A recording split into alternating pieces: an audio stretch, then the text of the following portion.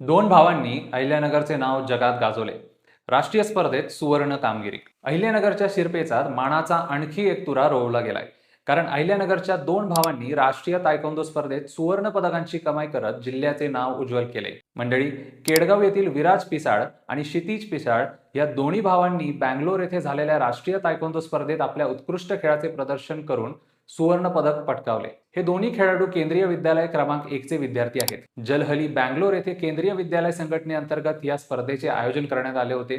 विराज गजेंद्र पिसाळ हा 19 वर्षाखालील वयोगटात खेळला, तर त्याचा भाऊ क्षितिज पिसाळ हा 14 वर्षाखालील वयोगटात सहभागी झाला होता. आणखी एक अभिमानाची बाब म्हणजे या दोन्ही भावांची आता स्कूल गेम फेडरेशन ऑफ इंडियाच्या राष्ट्रीय स्पर्धेसाठी निवड झाली आहे. म्हणजेच राष्ट्रीय स्तरावरती ही सुवर्ण कामगिरी आता त्यांना आणखी मोठ्या व्यासपीठावर घेऊन जाणार आहे. विराज आणि क्षितिज हे अहिल्यानगर बार असोसिएशनचे उपाध्यक्ष ॲडव्होकेट गजेंद्र पिसाळ आणि शिक्षिका स्मिता पिसाळ यांचे सुपुत्र, तर जिल्हा मध्यवर्ती सहकारी बँकचे ज्येष्ठ संचालक अंबादास पिसाळ यांचे नातू आहेत.